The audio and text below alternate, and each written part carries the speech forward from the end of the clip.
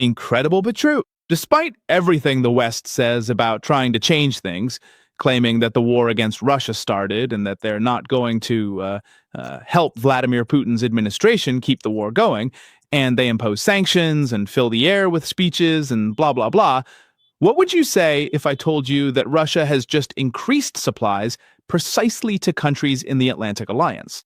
In other words, the Atlantic Alliance is making massive purchases from Russia, worth billions of dollars.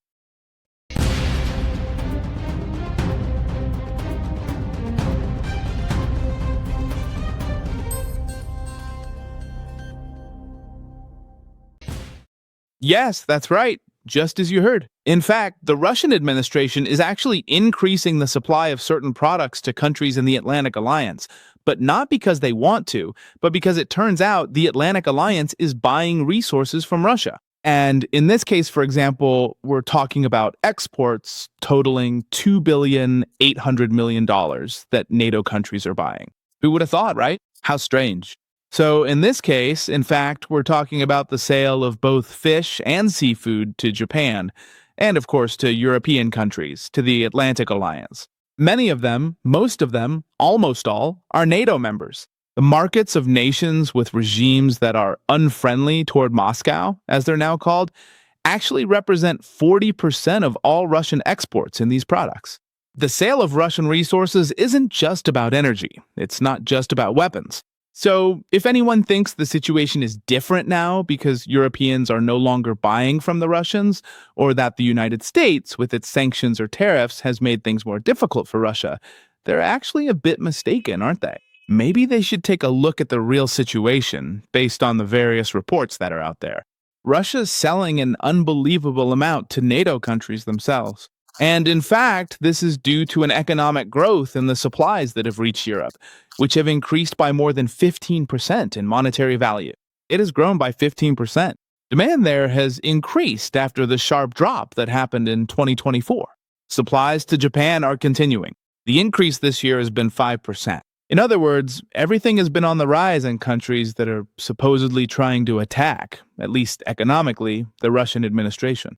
As we've said, it's very different from what they're trying to sell. And in monetary terms, 40% is equivalent, as we said, to $2,800,000,000, which, well, oh, surprise, who would have thought? It's the Atlantic Alliance that's handing it over to Russia.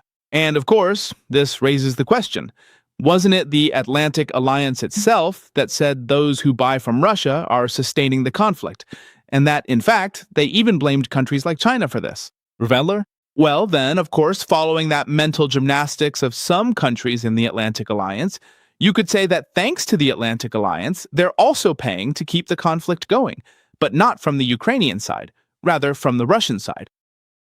And, well, on top of all this, it's also necessary to mention the words of Russian President Vladimir Putin regarding the Atlantic Alliance. And the thing is, Putin has been extremely clear in saying that they're not asking for anything unusual, nothing strange. They just want a reliable security system in Europe so that Russians can trust Europe and Europe can trust Russia.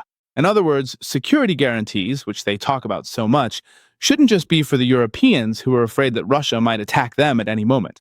Also for Russia, which could be the target, the objective of attacks from the Europeans. And it's nothing new, especially considering that they've been moving closer to its borders.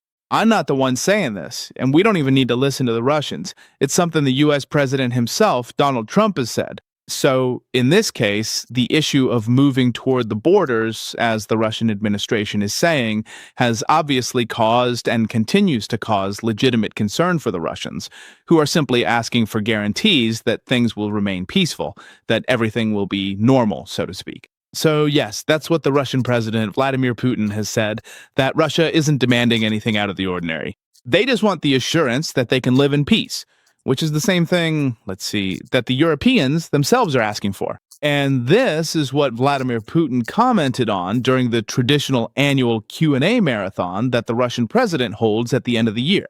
This has been discussed, and Putin has been extremely clear in saying that the issue of cooperation between NATO and Russia, well, it has happened, right?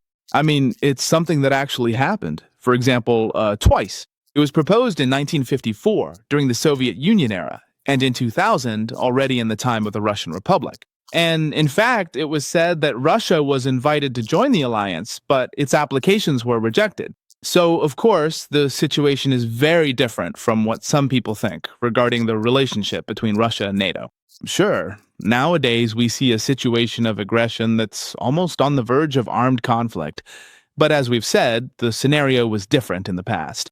So, in this case, for people to understand, the only thing the Russian administration is asking for is to be able to keep things peaceful. And also, what the Russian president himself said is that over time, with what happened the first time and the second time, they realized that they weren't really being welcomed into the Atlantic Alliance, that the Atlantic Alliance didn't want Russia inside the bloc, and that, in fact, even though it was created to contain the Soviet Union, you could say that today it's trying to contain Russia, and that this was something calculated even in the past. And on top of all this, it's also worth mentioning that the Russian president, Vladimir Putin, has said that there won't be any new, as he puts it, right.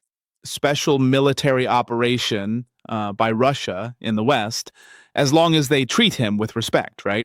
Implying that what is happening right now in Ukraine doesn't have to happen again in another scenario in any other member country of the European Union or any Western bloc. And by the way, this has been the argument that the Russian president himself has said he has no problem putting down on paper if that would put the Europeans more at ease. And well, then Kalyakallas came out and said that, of course, a piece of paper is useless because later on they'll break their word and the war will continue. So you wonder, what's the point in negotiating if in the end no one is even going to trust what's written in a document, right? Whether it's a peace agreement or some kind of commitment. But anyway, in this case, the Russian president has reminded everyone that the West deceived Moscow with NATO's eastward expansion and keeps escalating tensions by constantly talking about preparing for a war with Russia, which is also not made up. We've discussed here the statements made by Donald Trump's son. Yes, we're talking about Mark Rutte, the Secretary General of the Atlantic Alliance, who calls Donald Trump Dad, and who obviously has a very different perspective when he says that war could break out at any moment. Let's remember he said that our children or grandchildren will have to fight just like their grandparents did in their time, referring to a large-scale conflict. And of course, the cherry on top of all this, right?